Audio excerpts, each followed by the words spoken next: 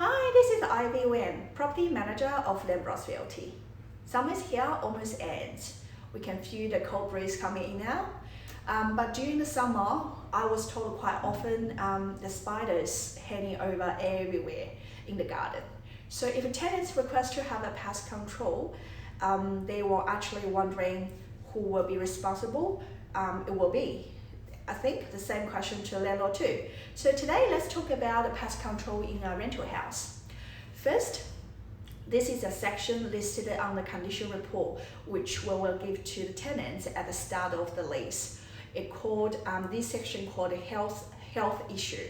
It requests the landlord to indicate if there's any pests and vermin in the house. If it shows as no, if tenants, when they're looking for the details in the house, they actually disagree with this. So the tenants actually need to write advice in writing, actually given to the landlord or agent when returning the condition report. But most of the scenario, tenants won't be able to notice any pest until they physically moves in and living in there for a few weeks. So what happened if that happened? Therefore, in practice, any request within 4 to 6 weeks, we think is reasonable. If things happen like this, the landlords are responsible to do pest control. As given a responsibility to give a clean property that is fit for the tenants to live in. So basically, we're talking about if any requests come in at the beginning of the lease, the landlords are responsible to do the pest control.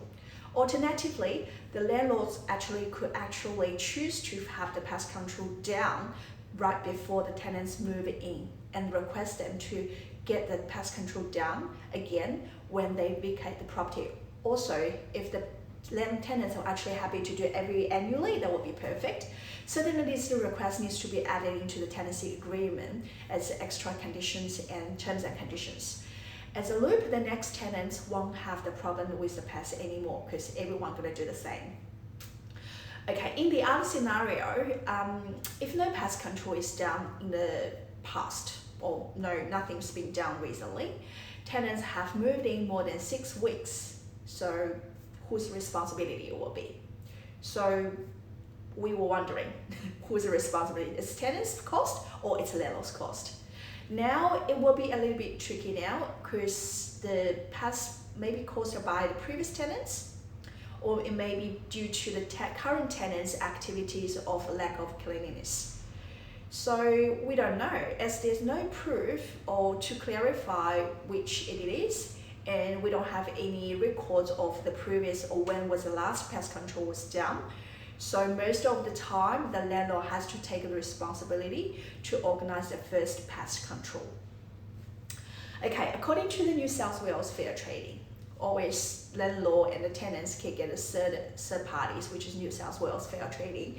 They will tell you who is responsible for removing or exterminating pest and vermin during their tenancy. So depending on if the pest were already a problem when the tenants move in, or it's a problem with the property which has allowed the pest to enter into or brings any development on the pest. So all the tenants contributed to the problem. For example, if there's a hole on the wall or in the wall, which allows the mice, the spiders all coming in, that will be the landlord's responsibility. So the landlord has to fix that part. Okay, so the second part I would like to talk about is want to make it clear on the classifications or with the definition of the pest or vermin. So what insect or animals could be counted as a pest and vermin? So according to the Department of Health, the common pests in our life are, flies and cockroach, mosquitoes, fleas, mice, rats, and mice. So that's the common pest we normally will see in our life. But people will always ask, how about the spiders? Spiders are natural predators that feed on mosquitoes, cockroach, and other small insects. As such, removing spiders from our homes actually will bring the problems up of having more of the other pests. While spiders do not prey on humans, they might bite if they feel threatened, or like, you know, huntsman, St. Andrew's cross, those spider,